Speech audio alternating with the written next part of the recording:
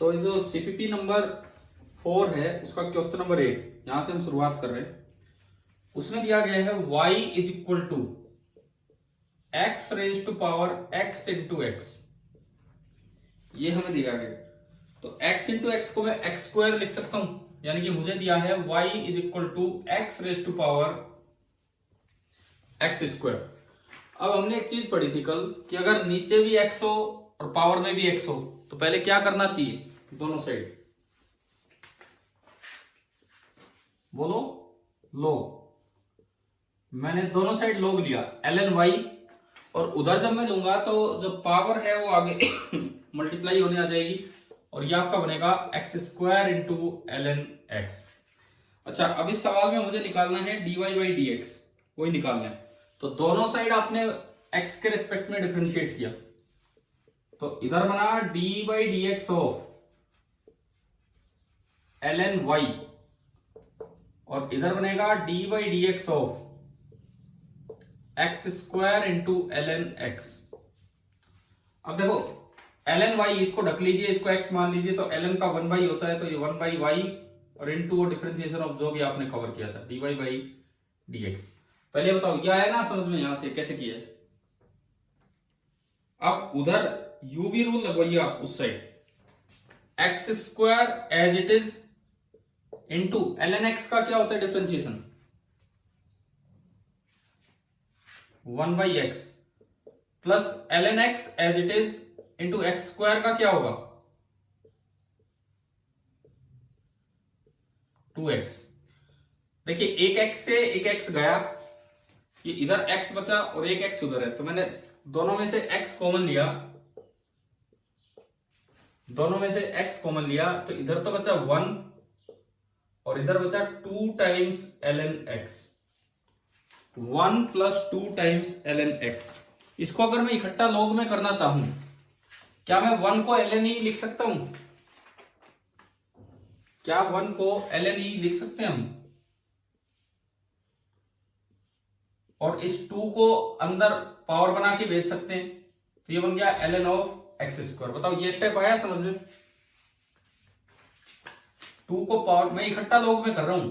अब log a plus log b होता है log a इंटू b, तो ये आपका आ गया x into ln of e into x square. ये वाली साइड आई x into ln of e into x square, और इधर देखो इधर चल रहा है 1 by y d y by d x. तो अगर dy बाई डी एक्स चाहिए तो y को मल्टीप्लाई कर दो उधर ले जाके, तो dy बाई डी एक्स आपका आया y into x into ln of E x square. Last step, अब y का जो एक्सप्रेशन था वो वापस पुट कर दीजिए। y का एक्सप्रेशन था x raise to power x into x, तो मैंने यहां y की जगह रख दिया x raise to power x into x, और ये है x रेज टू पावर 1। जब बेस सेम होता है और मल्टीप्लाई हो तो पावर ऐड हो जाती है, तो मैं इसको लिख सकता हूं x raise to power x into x plus 1। और ये देखो आपका कौन सा ऑप्शन है, डी ऑप्शन। हाँ जी, आ गया समझ में, आ गए? और बताओ यार, इसके अलावा और कोई डाउट है तो बोलिए। ये ऊपर से लेके 2-3 तो मैंने कल करवा दिए थे क्लास में। मैं इसलिए बोल रहा हूं कि 1-2 बच्चे ही रिप्लाई दे रहे हैं। क्या सभी बच्चों ने ट्राई कर लिए हैं कि नहीं? कोई और भी तो बोलिए। और अब मैं लास्ट टाइम पूछ रहा हूं, अगर किसी को डाउट है इन 10 सवालों में तो अभी बोल दीजिए, नहीं तो फिर हम आगे इंटीग्रेशन पे चलते हैं।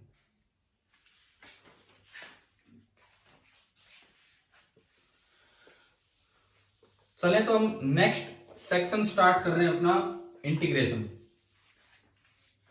हाँ जी,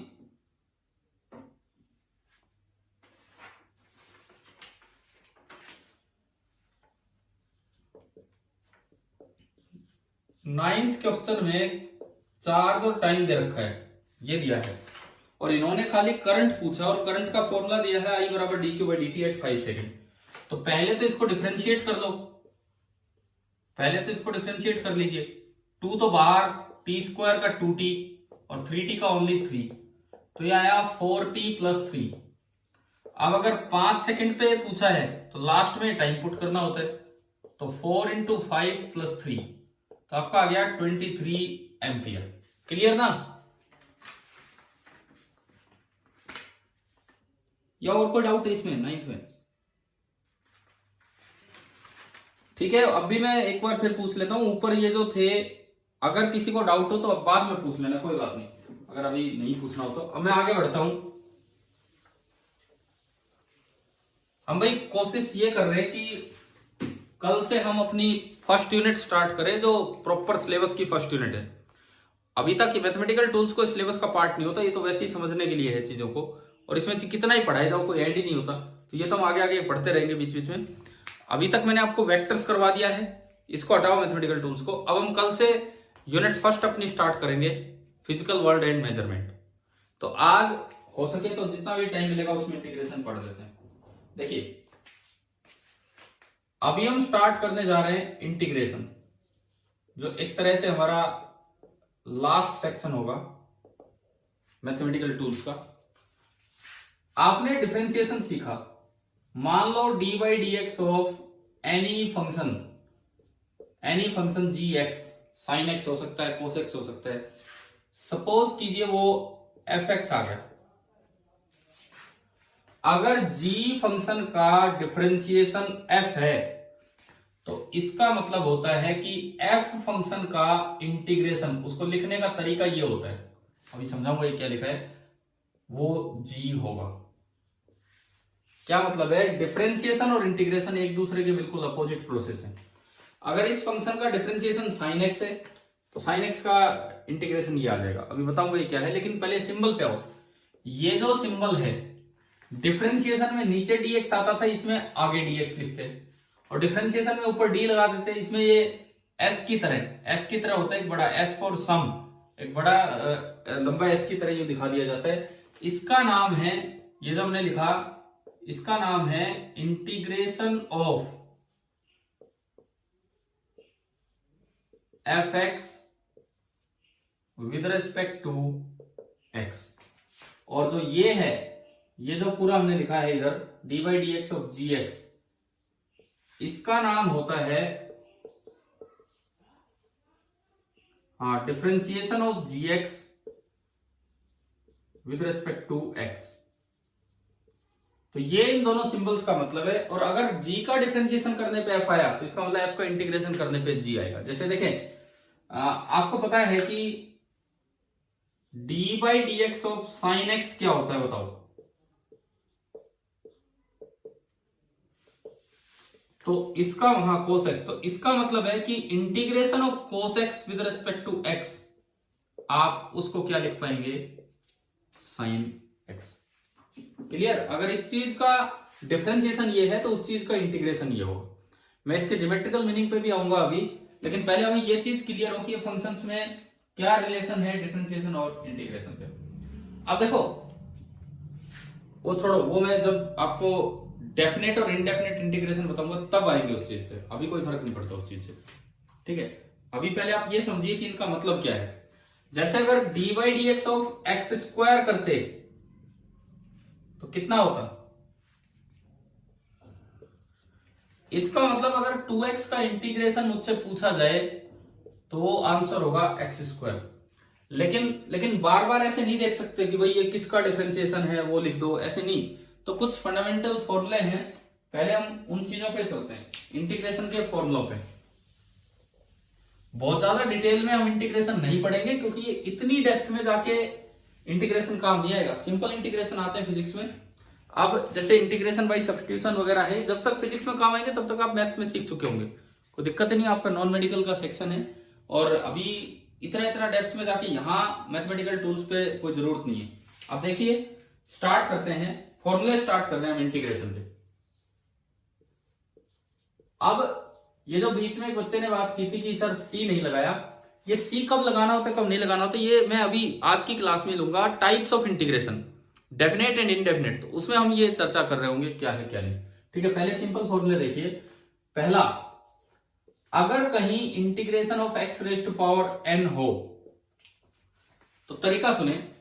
डिफरेंशिएशन में क्या करते थे, पावर को आगे ले आते थे और फिर पावर में एक कम करते थे। यहां क्या करना है, पहले पावर में एक बढ़ा दीजिए, पहले पावर में एक बढ़ा दीजिए और फिर बढ़ी हुई पावर से डिवाइड कर दीजिए। फॉर एग्जाम्पल मान लो आपको करना हो इंटीग्रल एक्स स्क्वायर डीएक्स, तो पहले 2 को आगे मत ले आना। हाँ, पहले आप पावर बढ़िए x की पावर 3 एंड देन उसको आप 3 से डिवाइड कर दीजिए। ये आपका इंटीग्रेशन हो गया x की पावर n का। क्लियर। दूसरी बात, अगर कहीं some constant into another function हो और ये आपको इंटीग्रेशन करना हो, तो कांस्टेंट इंटीग्रेशन से बाहर आ जाता है और अंदर ओनली यही रह जाएगा। यहां पे हम ये मान के चल रहे हैं कि k is a constant, k is a constant. देखो मैं आपको जब आगे चल के फिजिक्स में जैसे वर्क एनर्जी में हम पहुंचेंगे, वर्क एनर्जी वाले चैप्टर में, तो वहां मैं आपको कुछ और चीजें सिखाऊंगा इसे इंटीग्रेशन में, डिफरेंशिएशन में। उन्हें बोलते हैं वेक्टर कैलकुलस, जिसमें ग्रेडियंट, डाइवर्जेंस, ये ऑपरेशन निकालने सीखेंगे। बट उसमें उसको यहां नहीं करवा रहा हूं, जहां जरूरत होगी वहीं हम कर रहे होंगे। ठीक है, तो आप ये मान के चलो कि मैथमेटिकल टूल्स तो आपका हमेशा ओपन रहेगा, चलता ही रहेगा कुछ ना कुछ इसमें। तीसरा नहीं, मैं इसको एक बार अप्लाई करके दिखाता हूं। फॉर एग्जाम्पल अगर ये आए इंटीग्रल 2x dx, तो सबसे पहले 2 कांस्टेंट है, बाहर आ जाएगा, x raise to power 1 dx। अब x की पावर 1 है तो पहले पावर एक बढ़ा दो और बढ़ी हुई पावर से डिवाइड कर दो, 2 से 2 कैंसिल, ओनली क्या आ गया। तो आप खुद देखो x स्क्वायर का डिफरेंशिएशन क्या होता था, तो 2x का इंटीग्रेशन हमने सोल्व किया तो लास्ट में क्या निकल के आया, एक्स स्क्वायर। ठीक है ना। कई बार ऐसा होता है कि कोई इंटीग्रेशन आ जाता है, हो सकता है हमारे पास इंटीग्रेशन का डायरेक्ट फॉर्मूला ना हो, आप ये सोचा करो कि किस चीज का डिफरेंशिएशन है, वो आंसर लिख दो, अगर इससे भी बात बन जाए तो। क्लियर है। अब आप ये बताओ इंटीग्रल dx क्या होगा, अगर मुझसे बस ओनली इंटीग्रल dx, ये क्या होगा।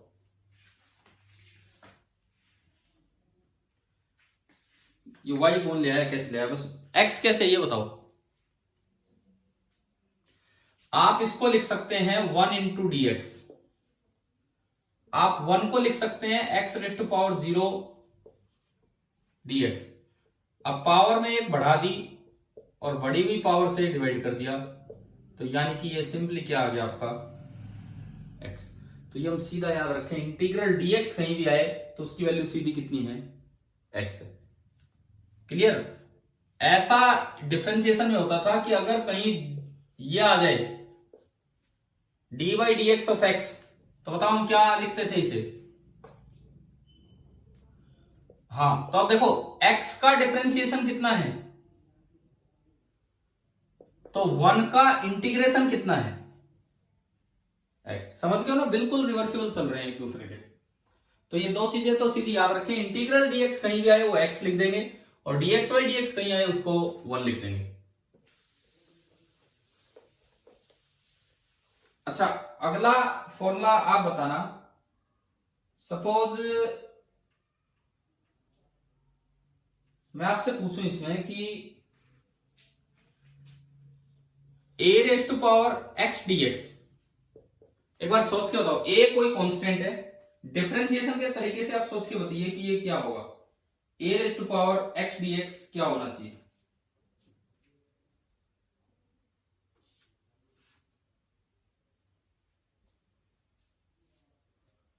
मतलब मैंने क्या, a raise to power x का इंटीग्रेशन क्या होगा, बोलो दोबारा बोलो, बस यही रहेगा। तो आप बताओ यार, अब फिर क्लियर क्या है।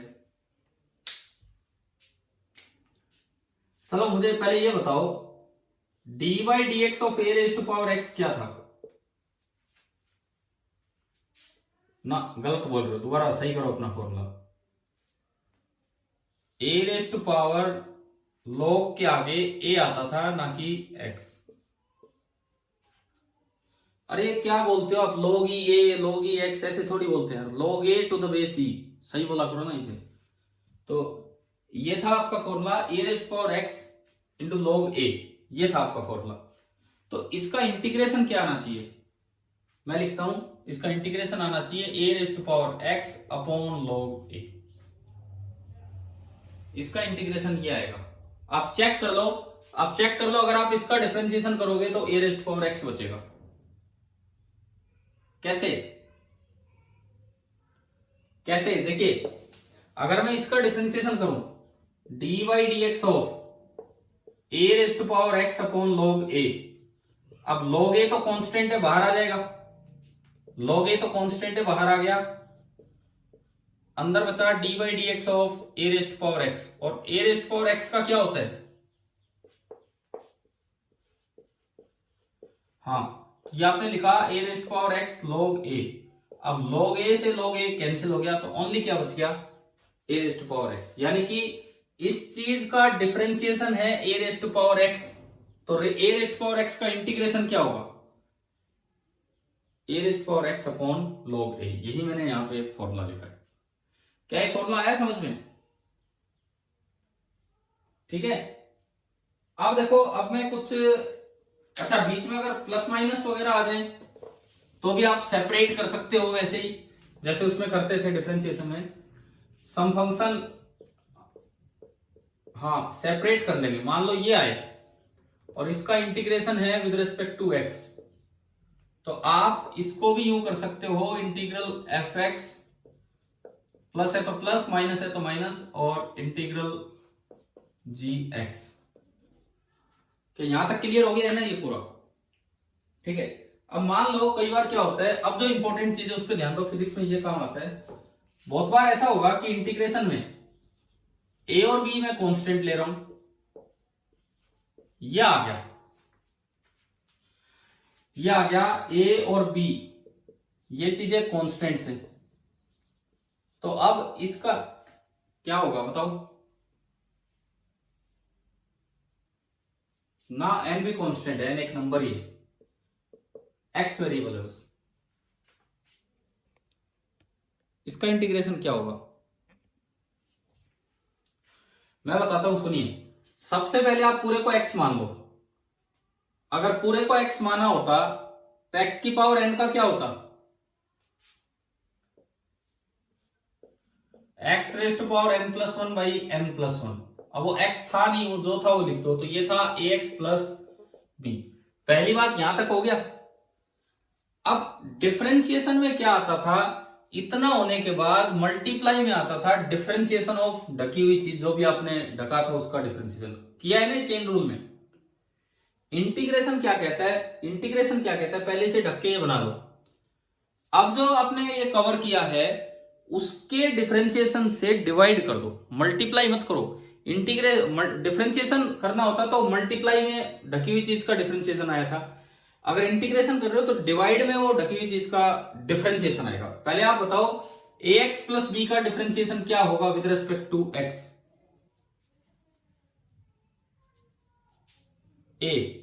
ax प्लस बी का differentiation with respect to x a है, तो आप a से क्या कर देंगे, डिवाइड कर देंगे, मल्टीप्लाई नहीं मतलब डिवाइड कर देंगे, नीचे लिखना है।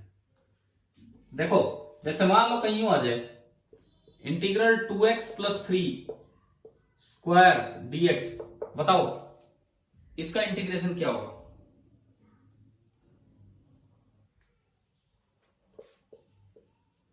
टू एक्स प्लस थ्री तो एज इट इज, पावर में एक बढ़ा दो 3 अपॉन 3, अब नीचे मल्टीप्लाई आना है इसके डिफरेंशिएशन, और इसका डिफरेंशिएशन है 2। तो बताओ ये वाले इंटीग्रेशन आ गए हैं समझ में। अगर मान लो जैसे मैं आपसे पूछूं,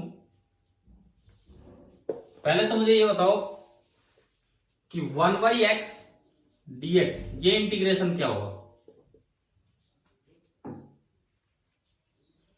अगर कोई बच्चा इसे ऐसे देखे कि x की पावर -1, ऐसे भी तो लिख सकते हैं हम इसे, तो हमने पढ़ा कि पावर में एक बढ़ा दो, रुको, पावर में एक बढ़ा दो और बढ़ी हुई पावर से डिवाइड कर दो। अरे उस पे जा रहे हैं आप, ये तो समझो इधर जो बता रहा हूं मैं। अक्सर हम पावर वाला लगाते हैं फॉर्मूला, लेकिन पावर वाला लगाएंगे तो यहां 1 - 1 कितना होगा, 0। नीचे 0 आने का मतलब वो डिफाइन ही नहीं हो रहा। इसका मतलब ये जो आपने फॉर्मूला पढ़ा x⁻n dx, x⁻n+1/n+1, ये हर जगह वैलिड है, ये हर जगह वैलिड है, लेकिन n की वैल्यू -1 नहीं होनी चाहिए, ये हमें याद रखना होगा। अब अगर n-1 आता है तो आप ये सोचो किस चीज का डिफरेंशिएशन 1/x होता था।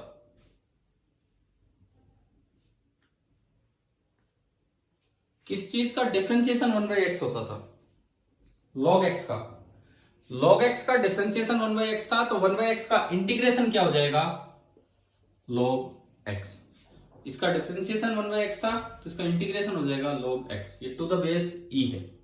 ये भी कोई बहुत ज्यादा फिजिक्स में यूज नहीं हो पाता है। तो आप मुझे ये बताओ, अगर मैं आपसे ये पूछूं कि 1/ax + b,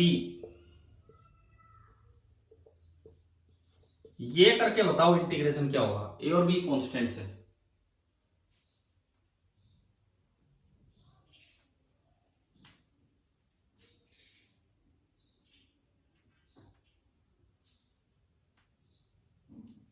बाई ए, हाँ ये सही है।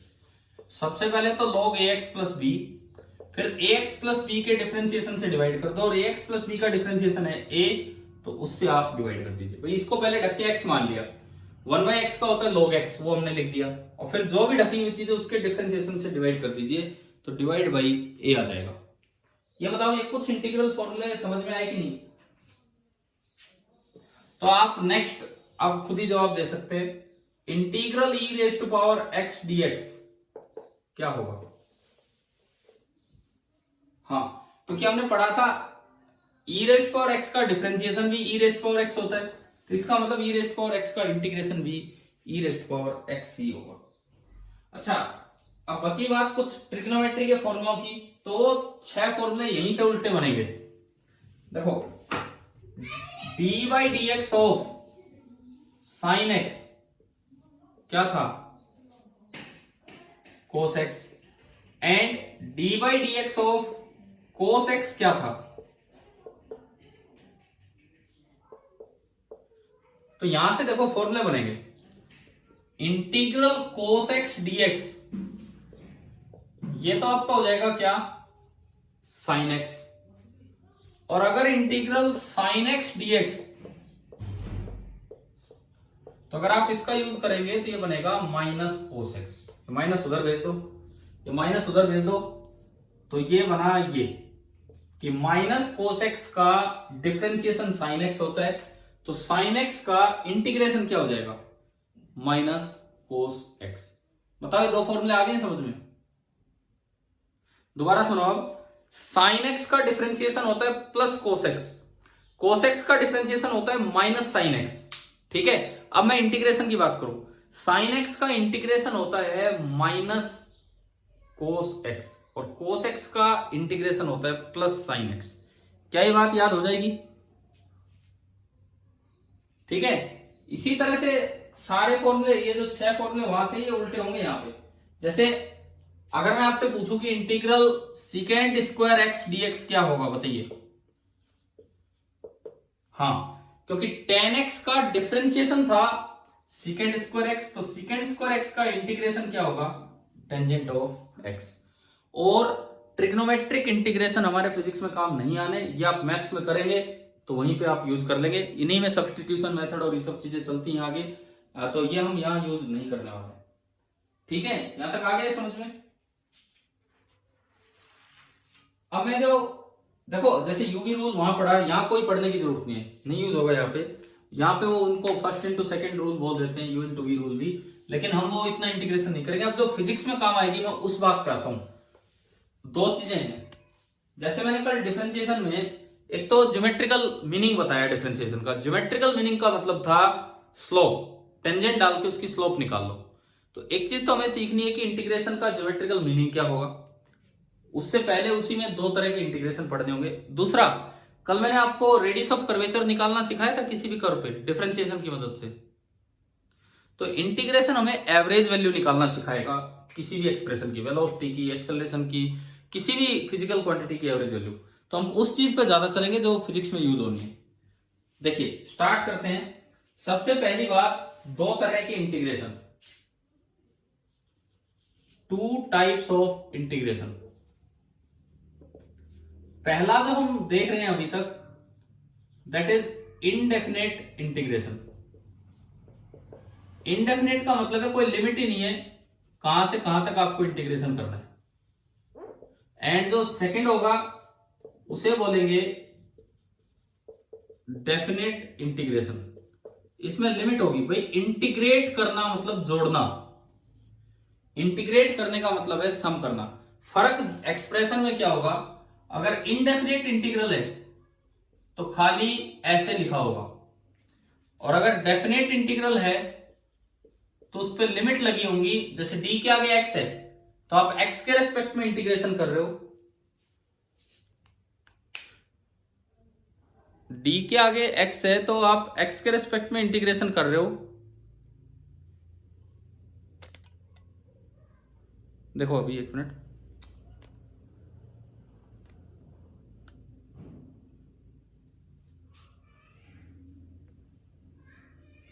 देखिए ठीक है, देखो डी के आगे एक्स है तो आप एक्स के रेस्पेक्ट में इंटीग्रेशन कर रहे हैं, तो एक्स की लिमिट होंगी कि x1 से लेके x2 तक।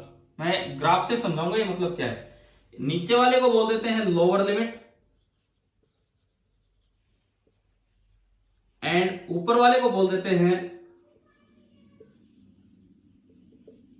Upper limit. एक लोअर लिमिट, एक अपर लिमिट, ये होते हैं। ये डेफिनेट इंटीग्रेशन, ये इनडेफिनेट इंटीग्रेशन, दोनों में फर्क क्या होगा, इसकी वैल्यू फिक्स नहीं होती। एक कांस्टेंट ऑफ इंटीग्रेशन हमेशा ऐड होके चलेगा। इसकी वैल्यू फिक्स है कि बस यहां से लेके यहां तक कितनी वैल्यू है।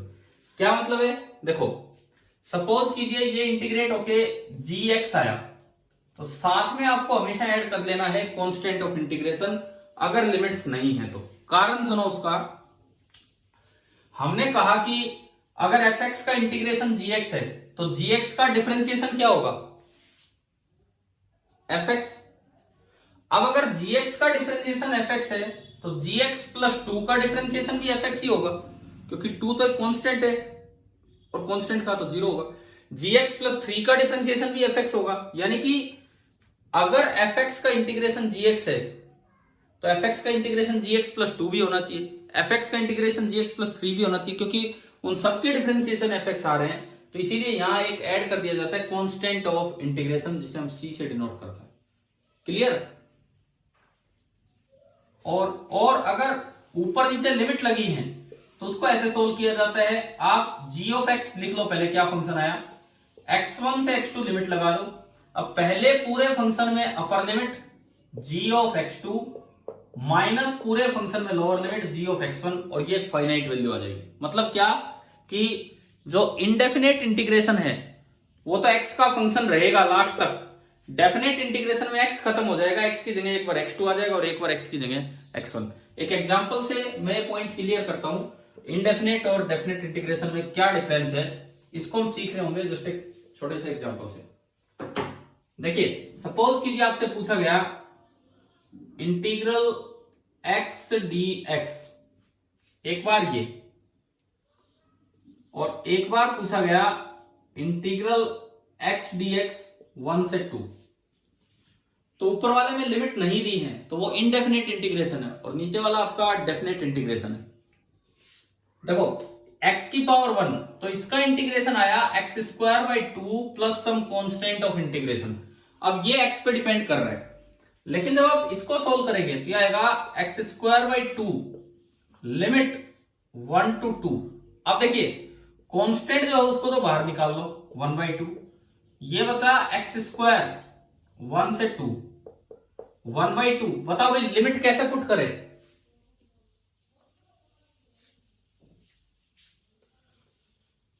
ना देखो दो बातें हैं। कुछ बच्चे ये करते हैं, पहले x की जगह 2 पुट करके 2 का स्क्वायर, फिर माइनस x की जगह 1 पुट करके 1 का स्क्वायर। कुछ बच्चे ये कर लेते हैं, पहले ही घटा लेंगे अपर माइनस लोअर, 2 माइनस 1, और वो घटा के x में पुट कर देते हैं। कौन सा सही है, दोनों सही नहीं है, दोनों तो अलग अलग आंसर देंगे। अगर आप हाँ तो अलग अलग आंसर आएंगे। अब दोनों सही नहीं है, सुनो, ये गलती होती है इसलिए मैं पहले बता रहा हूं। आपको पहले लिमिट्स नहीं घटानी, पहले अपर लिमिट पुट करो पूरे एक्सप्रेशन में, फिर माइनस करो, फिर लोअर लिमिट पुट करो दोबारा से पूरे एक्सप्रेशन में। ये मत कर देना कि 2 - 1 का इसमें पुट कर दी वैल्यू, फिर तो गलत ही आ जाएगा। तो 4 - 1 यानी कि ये जो वैल्यू आई, कितनी आ गई वैल्यू आपकी 3/2। क्या ये दोनों इंटीग्रेशन समझ में आए, इंडेफिनेट एंड डेफिनेट? अब देखो और भी इससे ज्यादा जो क्यों ये डेफिनेट है या क्या इसका मतलब है लिमिट्स का, ये मैं आपको यहां से सिखाऊंगा अभी। मैं इंक डाल देता हूं इसमें। हम जो इसके बाद सीख रहे होंगे that is geometrical meaning of integration. इसके बाद जो हम लेंगे, जैसे डिफरेंशिएशन का ज्योमेट्रिकल मीनिंग लिया था, डिफरेंशिएशन का ज्योमेट्रिकल मीनिंग क्या था?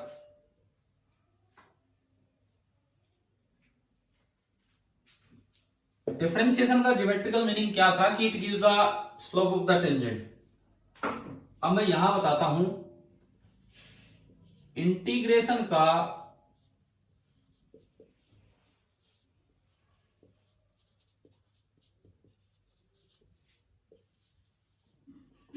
Geometrical meaning. सपोज ये कोई एक्स एक्सिस है एंड ये कोई वाई एक्सिस है, एक एक्स एक्सिस एक वाई एक्सिस है। आपको कोई ग्राफ दिया हुआ है, किसी भी टाइप का एक ग्राफ दिया हुआ है, this is y as a function of x. अब अगर हम ये जानना चाहें कि integral f x d x, आप एफ एक्स को वाई भी लिख सकते हो, इंटीग्रल वाई डी एक्स। मान लो लिमिट लगी है x1 से x2, तो दरअसल इसका मतलब क्या है वो सुनो। ये x के रेस्पेक्ट में इंटीग्रेशन हो रहा है, तो x पे लिमिट है x1 और x2। तो आप ग्राफ में चले जाओ, एक तो x बराबर x1 पॉइंट पे ग्राफ में ये पॉइंट है, और एक कहीं x बराबर x2 पॉइंट पे ग्राफ में ये पॉइंट है, और ग्राफ के नीचे का एरिया निकाल लो अलोंग x एक्सिस की तरफ। ग्राफ के नीचे कितना एरिया है? सपोज ये एरिया में कहूं a है, इतना एरिया, तो ये जो इंटीग्रेशन होगा उसकी वैल्यू कितनी होगी? a।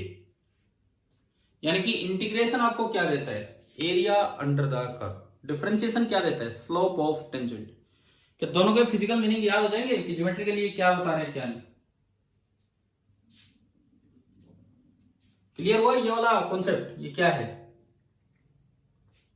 क्या आपने 9th में पढ़ा है कि वेलोसिटी टाइम ग्राफ का एरिया डिस्प्लेसमेंट देता है? तो वो यहीं से आता है, बिकॉज वेलोसिटी का इंटीग्रेशन करते हैं तो वो डिस्प्लेसमेंट आता है, और इंटीग्रेशन होता है एरिया अंडर द कर्व। ये हम काइनेमेटिक्स में सीख रहे होंगे। अब इस एरिया में एक दो बातों का और ध्यान रखना है, सुनिए। जो डेफिनेट इंटीग्रेशन हम पढ़ रहे हैं, इंटीग्रल वाई डी एक्स, अगर कहीं लिखा है x1 से x3 और बीच में कोई वैल्यू x2 आती है, तो आप इसको ब्रेक करके ऐसे लिख सकते हैं y dx x1 से x2 plus y dx x2 से x3। क्या मतलब इसका? देखो, अगर ये कोई ग्राफ है, ये x एक्सिस, ये y एक्सिस, कोई भी आपको ग्राफ दिया गया, जैसे यूं दिया गया, ये मेरा पॉइंट था x1 और ये मेरा पॉइंट था x3, और बीच में ये जीरो लेवल वाला पॉइंट मान लिया x2, और मुझे निकालना है इंटीग्रल y dx x1 से x3। तो आप इसको ब्रेक करके लिख सकते हो, इंटीग्रल y dx x1 से x2 plus integral y dx x2 से x3। अच्छा, मान लो ये वाला एरिया है A1 और ये वाला एरिया है A2। तो जो एरिया ऊपर बना होता है वो पॉजिटिव लेना होता है, और जो एरिया नीचे बना होता है वो नेगेटिव, ज्योमेट्रिकल मीनिंग में। तो ये जो है इसकी वैल्यू तो होगी A1 x1 से x2, और ये जो है इसकी वैल्यू होगी -A2। ये नीचे है तो इसकी वैल्यू होगी -A2। तो अगर मैं इसकी बात करूं, इंटीग्रल y dx x1 से x2, तो पूरा एरिया A1 और A2 है, लेकिन A1 प्लस A2 नहीं, इसकी वैल्यू क्या आएगी, A1 माइनस A2। क्या हमने 9th में पढ़ा है कि वेलोसिटी टाइम ग्राफ में अगर आधा एरिया ऊपर और कुछ पार्ट नीचे हो तो डिस्प्लेसमेंट निकालने के लिए नीचे वाला एरिया घटाया जाता है। 9th में पढ़ाते हैं ये चीजें, तो वो यही रीजन है। उसका रीजन ये इंटीग्रेशन से समझ में आता है। जब हम काइनेमेटिक्स पढ़ेंगे फर्स्ट के बाद सेकंड यूनिट, तो उसमें सारी चीजें फिर से अप्लाई हो रही होंगी। तो आप बताओ कि आपको इंटीग्रेशन का ज्योमेट्रिकल मीनिंग क्लियर हो गया है? ठीक है, डिफरेंशिएशन देता है slope of the curve and integration देता है एरिया अंडर द कर्व। जैसे मान लो कहीं पे ये क्वेश्चन आ जाए,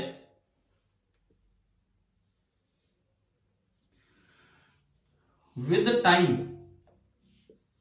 वेलोसिटी दे रखी है, सब ऐसा यूनिट में है, विद टाइम वेलोसिटी दे रखी है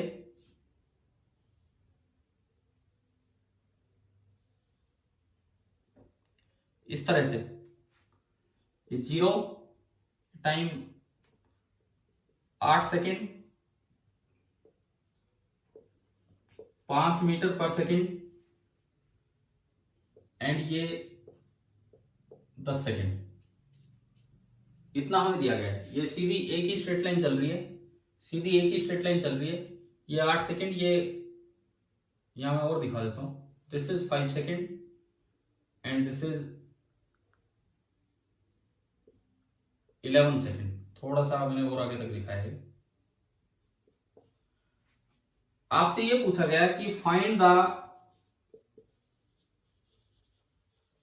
डिस्प्लेसमेंट S इन 11 सेकेंड्स, 11 सेकेंड में इसका डिस्प्लेसमेंट कितना होगा। और ये फिजिक्स हमें बताती है कि S का फॉर्मूला होता है इंटीग्रल V dt। ये काइनेमेटिक्स में हम पढ़ेंगे कि जो डिस्प्लेसमेंट होता है that is integral V dt। तो अब देखो, चलो आपको 9th के रिजल्ट नहीं भी याद, तो अभी जो पढ़ा इंटीग्रल V dt स्लोप देगा या area? Integral V dt slope या एरिया? स्लोप कैसे? अरे डिफरेंशिएशन थोड़ी है। अगर dv बाई dt होता तो ये तो स्लोप होती। इंटीग्रल V dt इसका ज्योमेट्रिकल मीनिंग क्या है? एरिया। अगर dv बाई dt कहीं लिखा होता तो स्लोप होती, इंटीग्रल dv बाई dt होगा एरिया। मैं इसी में आपको दोनों बातें समझाने के लिए काइनेमेटिक्स के इस क्वेश्चन में देखिए दोनों चीज एक साथ यूज करेंगे। या आपको कोई ग्राफ दिया है, velocity time graph, find first part acceleration at t equal to 3 second, और हिंट के नाम पे ये दे रखा है कि a होता है dv बाई dt। हिंट के नाम पे हमें ये दिया है कि a होता है dv by dt। Sorry, second part displacement in 0 to 11 second, और हिंट के नाम पे हमें ये दिया हुआ है कि डिस्प्लेसमेंट होता है इंटीग्रल V dt। ये हम काइनेमेटिक्स में पढ़ेंगे इक्वेशन, लेकिन हम पहले मैथमेटिकल टूल्स कर रहे हैं तो इसलिए मैंने आपको पहले बता दिया। अब देखो फर्स्ट पार्ट vt ग्राफ और acceleration dv by dt। dv by dt का क्या मतलब है? स्लोप ऑफ द ग्राफ या एरिया अंडर द ग्राफ? बोलो। स्लोप। dv बाई dt का मतलब है स्लोप। तो आप क्या करो, 3 सेकंड पे ग्राफ पे जाओ, 3 सेकंड पे, और ग्राफ पे जाके एक टेंजेंट डाल दो। स्ट्रेट लाइन पे तो टेंजेंट यही बनेगी, और अगर उस टेंजेंट ने एंगल थीटा बना रखा है तो जो एक्सेलरेशन होगी that will be tan theta. और tan थीटा किसी भी ट्राइंगल से निकाल लो, बड़ी ट्राइंगल के लिए भी थीटा है, ये पूरा 5 और ये भी 5, तो ये भी 5 और ये भी 5, तो 5 बाई 5 यानी कि 1, तो एक्सेलरेशन आई 1 मीटर पर सेकेंड स्क्वायर। आप ये बताओ ग्राफ से कैसे डिफरेंशिएशन का ज्योमेट्रिकल मीनिंग यूज हुआ, समझ में आया फर्स्ट पार्ट में? सेकेंड पार्ट में डिस्प्लेसमेंट पूछा है 0 से 11 सेकेंड तक। डिस्प्लेसमेंट का फॉर्मूला जो काइनेमेटिक्स हमें बताएगी इंटीग्रल V dt। इंटीग्रेशन का ज्योमेट्रिकल मीनिंग क्या होता है? इंटीग्रेशन का ज्योमेट्रिकल मीनिंग एरिया। तो आप 0 से 11 तक का एरिया निकाल लो, जो ऊपर ऊपर एरिया है वो पॉजिटिव लेना है, और जो नीचे एरिया है वो नेगेटिव। पहले ऊपर वाला एरिया देखो, ट्राइंगल है तो हाफ इंटू बेस, बेस कितना है पूरा यहां तक, और इंटू हाइट, हाइट कितनी है, तो ये आया 20, यानी कि 20 मीटर तो आगे गया होगा, लेकिन फिर पीछे आने लग गया, वेलोसिटी नेगेटिव होगी तो डिस्प्लेसमेंट कम होगा। अब इसका एरिया देखो, हाफ इंटू बेस, 8 से 11, बेस कितना 3, और इंटू हाइट, हाइट कितनी है दी नहीं है क्वेश्चन में, कितनी होगी अब आप बताओ।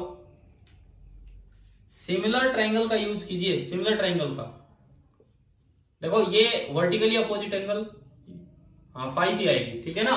तो हाफ इंटू 3 इंटू 5, 15/2, 7.5 मीटर। तो मतलब वो पार्टिकल 20 मीटर आगे गया, 7.5 मीटर पीछे आया, तो नीचे वाला एरिया घटाना होगा, तो जो डिस्प्लेसमेंट होगा एरिया 20 माइनस 7.5, 12.5 मीटर। अभी बताओ आपको डिफरेंशिएशन और इंटीग्रेशन दोनों के ज्योमेट्रिकल मीनिंग क्लियर हुए कि नहीं यहां से। अब मैं आता हूं कि ये जो इंटीग्रेशन हमने थोड़ा बहुत आज सीखा है, इसका मीनिंग सीखा फिजिक्स में, और ये कहां यूज होता है। जैसे radius of curvature of any curve, वो निकालने के लिए डिफरेंशिएशन का यूज किया, तो अगर मुझे कहीं निकालना पड़े average value of a function, average value of a function, तो उसके लिए मुझे इंटीग्रेशन का सहारा लेना पड़ेगा। कैसे, समझिए। मान लो कोई भी y एक वेरिएबल फंक्शन है x का, सपोज y हमें दिया गया है as a function of x, और मुझे निकालनी है average value of y from x1 to x2। मुझे निकालनी है average value of y from x1 to x2। तो उसका तरीका होता है इंटीग्रल, जो भी y था मतलब fx, उसका इंटीग्रेशन कर दो, नीचे ओनली x का इंटीग्रेशन, और लिमिट होंगी x1 से x2। ये मैथ्स का एक फॉर्मूला है, जैसे कल रेडियस ऑफ कर्वेचर का फॉर्मूला बताया था, क्या याद है आपको रेडियस ऑफ कर्वेचर का फॉर्मूला?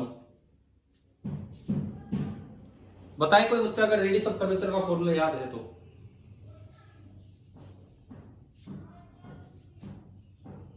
बोलो भाई, नहीं याद है तो आपको याद करना चाहिए, कम सिखाया था मैंने ये सब। रेडियस ऑफ कर्वेचर होता था 1 प्लस dy/dx का होल स्क्वायर पूरे की power 3/2 upon modulus of double differentiation of y d² y/dx²। अभी तो याद आ गया होगा, ठीक है। तो पहले बोलना चाहिए था आपको। तो ऐसे एवरेज का ये फॉर्मूला होता है, एवरेज वैल्यू ऑफ y का। इसमें एक स्पेशल केस होता है,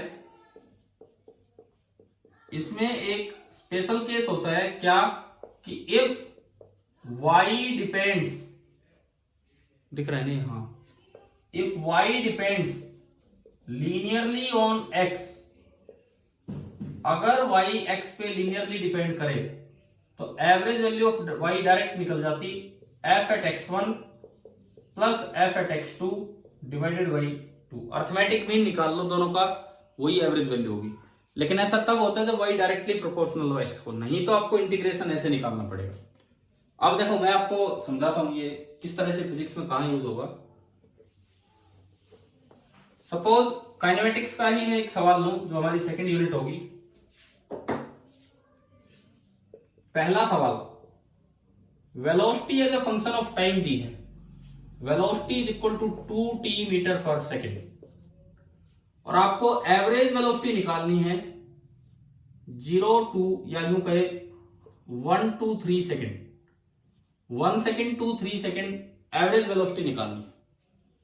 पहला मेथड है कि एवरेज v का फॉर्मूला होगा integral v dt upon integral dt। जैसे मैंने अभी लिखा था integral y dx upon integral dx, और लिमिट टाइम पे लगा दो 1 से 3 सेकंड, और यहां भी लगा दो 1 से 3 सेकंड। बताओ वो फॉर्मूला यूज करना है, कैसे यूज करना है। अगर v as a function of t है तो एवरेज वैल्यू v का फॉर्मूला है integral v dt upon integral dt। Clear ना सभी को। अब मैंने इसमें v की वैल्यू रखी, v की वैल्यू है 2t dt upon integral dt, limit 1 से 3 एंड लिमिट यहां भी 1 से 3। इसको हमने सिंप्लीफाई किया, 2 इंटू टी डी टी का integration T square by 2 and integral dt only t 1 से 3, 2 से 2 कैंसिल हो गया, तो ये ऊपर तो लिमिट पुट की 3 स्क्वायर माइनस 1 स्क्वायर और नीचे लिमिट पुट की 3 माइनस 1। ठीक है, अलग अलग लिमिट पुट करनी है इंटीग्रेशन में। तो 3 स्क्वायर 9, 9 माइनस 1 8 अपॉन 2। तो एवरेज वेलोसिटी कितनी आ गई? एवरेज वेलोसिटी आ गई 4 मीटर पर सेकेंड। क्लियर हुआ ये कैसे निकाला एवरेज? लेकिन इसमें आसानी से भी आ सकता था क्योंकि ये स्पेशल केस है। v is directly proportional to t, v और t लीनियर रिलेशन है, पावर 1 है। तो एवरेज वैल्यू ऑफ v आप ऐसे भी निकाल सकते थे, 1 से 3 सेकंड पे निकाल लें तो velocity at 1 second plus velocity at 3 second divided by 2। 1 second पे वेलोसिटी कितनी है? t की जगह 1 पुट किया, 2। 3 सेकंड पे वेलोसिटी बताओ कितनी है? t की जगह 2 पुट किया, 6 डिवाइडेड बाई 2, 8 बाई 2 कितनी आ गई? सेम आया ना, 4 मीटर पर सेकेंड। पहले तो ये बताओ, ये वाला क्वेश्चन आ गया समझ में? अब अगर यहां पे होता 2t स्क्वायर, ऐसा होता। अब देखो, अब मैं दोनों मेथड लगा के दिखाऊंगा तो अलग अलग आंसर आना चाहिए। अक्सर बच्चे ऐसे क्वेश्चन में एवरेज वेलोसिटी निकालने के लिए, मान लो एवरेज वेलोसिटी निकालनी है 1 सेकेंड टू 3 सेकेंड, बच्चे करते क्या है, एक बार वेलोसिटी एट 1 सेकेंड निकाल लेते हैं, एक बार वेलोसिटी एट 3 सेकेंड निकाल लेते हैं डिवाइड बाई 2, क्योंकि बचपन से एवरेज का मतलब ही अर्थमेटिक मीन लेके चल रहे होते हैं, एवरेज का मतलब ही ये मानते रहते हैं। तो आपने ये पुट किया, t की जगह 1 का स्क्वायर तो 2, t की जगह 3 का स्क्वायर 9, 9 इंटू 2 18, 18 प्लस 2 20 बाई 2। यानी कि अगर मैं इस मेथड से जाऊं तो एवरेज वैल्यू कितनी निकल के आई? 10 मीटर पर सेकेंड। लेकिन अगर आप एग्जैक्ट मेथड से जाएंगे, ये जो मेथड है दिस इज रॉन्ग। क्यों रॉन्ग है? यहां पे क्यों रॉन्ग है बताओ ये? क्योंकि v t पे लिनियरली डिपेंड नहीं कर रहे, t की हायर पावर पे डिपेंड कर रहे। अब अगर आप राइट मेथड से चलेंगे, जो सही हमारा मेथड होगा उससे अगर आप चलेंगे तो average v integral v dt upon integral dt, time 1 से 3 सेकेंड, यहां भी 1 से 3, मैंने v की वैल्यू पुट की, इंटीग्रल v dt, v की वैल्यू है 2t स्क्वायर, तो 2t square dt upon integral dt। 2 तो बाहर आ गया कांस्टेंट बन के, टी स्क्वायर का इंटीग्रेशन क्या होगा? t क्यूब बाई 3 और इंटीग्रल dt होगा t। लिमिट लगा लो, 1 से 3 सेकेंड लिमिट के साथ चल रहे इंटीग्रेशन, 1 से 3 सेकेंड। तो देखो ऊपर देखो 2 बाई 3, 3 का क्यूब 27 माइनस 1 का क्यूब 1 और नीचे 3 माइनस 1, तो ये आया 2 बाई 3 इंटू 26 एंड नीचे 2 से 2 गया, तो आंसर कुछ और ही आ रहा है, 26/3 मीटर पर सेकेंड आया। जबकि वो गलत मेथड आपको क्या आंसर दे रहा था? 10 मीटर पर सेकेंड। तो अब आप बताओ कि आपको एवरेज वैल्यू निकालना आ गया है कि नहीं? एवरेज तो एक बहुत जरूरी पार्ट है फिजिक्स में, किसी भी चैप्टर में किसी भी फिजिकल क्वांटिटी की एवरेज वैल्यू निकाली जा सकती है। तो आपको इंटीग्रेशन सोल्व करना आना चाहिए और उससे चीजें आगे निकलती चलेंगी। अब मैं एवरेज के 4 रिजल्ट्स आपको बता रहा हूं, जो हमारे अल्टरनेटिंग करंट एक चैप्टर आता है 12th में, उनमें भी यूज होते हैं, +1 में भी यूज हो सकते हैं, वो सुनिए। अगर मान लो y दिया है sin x, y दिया है cos x, y दिया है sin square x and y दिया है cos स्क्वायर x। कुछ 4 ऐसी वैल्यूज जो एवरेज की यूज हो जाती हैं, बिना इंटीग्रेशन की हमें याद रखनी चाहिए। अगर यहां एवरेज ऑफ sin x आपको निकालना पड़े एक साइकिल पे, भाई एक साइकिल का क्या मतलब होता है? एक साइकिल का मतलब एक पूरी कंप्लीट साइकिल साइन की पूरी होती है 0 से 360 डिग्री पे। 360 के बाद वही वैल्यू रिपीट होने लग जाती है। 360 को रेडियन में 2 पाई लिखते हैं। ये पूरी साइकिल पे क्या होगा, ये एवरेज वैल्यू पूरी साइकिल पे क्या होगा, ये 4 एवरेज वैल्यूज हमें याद रखनी होंगी 0 से लेके 2 पाई तक।